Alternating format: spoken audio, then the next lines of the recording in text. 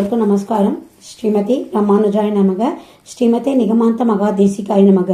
ஸ்ரீமான் வெங்கடநாதார்ய கவிதார்க்கிக கேசரி வேதாந்தாச்சாரிய வரியோமி சந்நிதத்தாம் சதாம் ஹிருதி. எல்லோருக்கும் நமஸ்காரம். நம்ம ஒவ்வொரு வெள்ளிக்கிழமையும் ஸ்ரீஸ்துதியில் ஒவ்வொரு ஸ்லோகங்களாக பார்த்துருக்கோம். போன வெள்ளிக்கிழமை அன்னைக்கு 17வது ஸ்லோகத்தை பார்த்தோம். இப்போ 18வது ஸ்லோகத்தை பார்க்கலாம். ஊரி கர்த்தும் குசலம் அகிலம் ஜேதுமாதீனராதீன் தூரி கர்த்தும் துரித நிவகம் ஜக்துமாத்யாம வித்யாம் அம்பஸ்தம்பாவதிக ஜனனி கிராம சீமாந்தரேகாம் ஆலம் பன்னி விமல மனசோ விஷ்ணுகாந்தே தயாம் தே.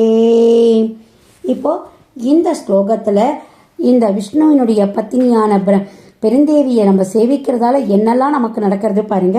குசலம் அகிலம், நம்மளுடைய சௌக்கியம் இம்மைக்கு மட்டும் இல்லை மறுமைக்கும் நம்மளுடைய எல்லாத்துக்கும் ஊரி கர்த்தும் நம்ம கூடவே இம்மைக்கு மட்டும் இல்லாமல் மறுமைக்கும் எல்லா விதமான சௌக்கியங்களையும் தருபவள்.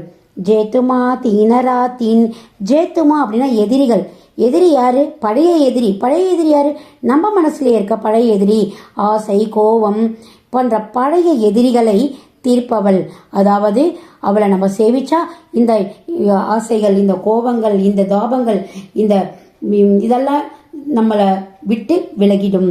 தூரி கர்த்தும் துரத்தி நிவகம் ஜக்யும் ஆத்யாம வித்யாம். அறியாமை, பொல்லாமை, கோபம், ஆத்திரம் போன்ற பல நம்ம கூடவே இருந்து கொள்ற பல வியாதிகள் இதெல்லாம் நம்மளை விட்டு போயிடும். நல்ல வித்யாம், நல்ல நம்ம ஞானம் பெறுவோம் அவளால். அம்பஸ்தம்பா வதிக ஜனன கிராம சீமாந்தரேகாம். நம்ம எத்தனையோ பிறவிகள் எடுப்போம். ஒரு புல்லுல ஆரம்பிச்சு ஒரு பிரம்மன் வரைக்கும் கூட நம்மளால எடுக்க முடியும்.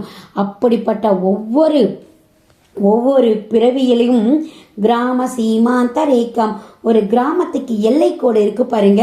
அது போல இதென்ன கிராமத்துக்கு எல்லை கோடுக்கும் இந்த பிறவிகளுக்கும் என்ன சம்பந்தம் தோணும். இப்போ ஒரு கிராமத்தை நம்ம கடந்து வரும் பொழுது இந்த கிராமத்தை நம்ம கடந்து வந்துட்டோம், அப்பாடா நம்ம அடுத்த ஊருக்கு போகலாம் அப்படின்னு நினைப்போம்ல.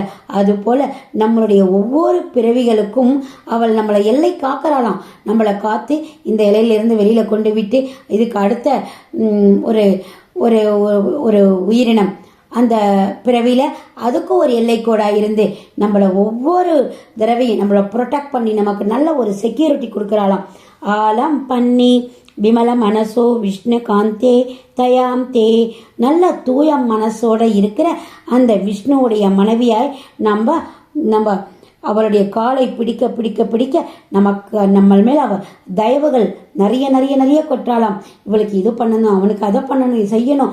நம்மளை நம்பி வந்துட்டா, அவளுக்கு நல்லதை தான் நம்ம கொடுக்கணும், நம்ம நம்பி இருக்கா, நம்ம நல்லது செய்யணும் அப்படின்னு சொல்லிட்டு நம்ம எந்த பிரச்சனைகள்ல இருந்தாலும் எந்த பிரச்சனைக்கு முடிவு காண முடியாம நின்னாலும் அந்த இடத்துல அந்த பிரச்சனைகளுக்கு ஒரு சொல்யூஷனை கொடுத்து நம்மளை ஆசிரியப்பாலாம்.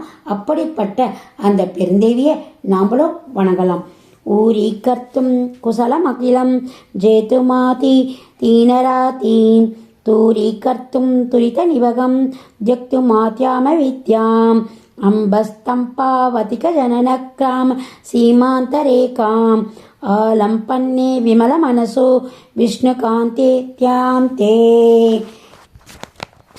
இதுதான் இந்த 18வது ஸ்லோகத்தினுடைய அர்த்தம். இதை நம்ம ஸ்ரீஸ்துதியை நம்ம முடிஞ்ச வரைக்கும் டெய்லியும் சொல்ல நம்ம பழகிக்கணும்.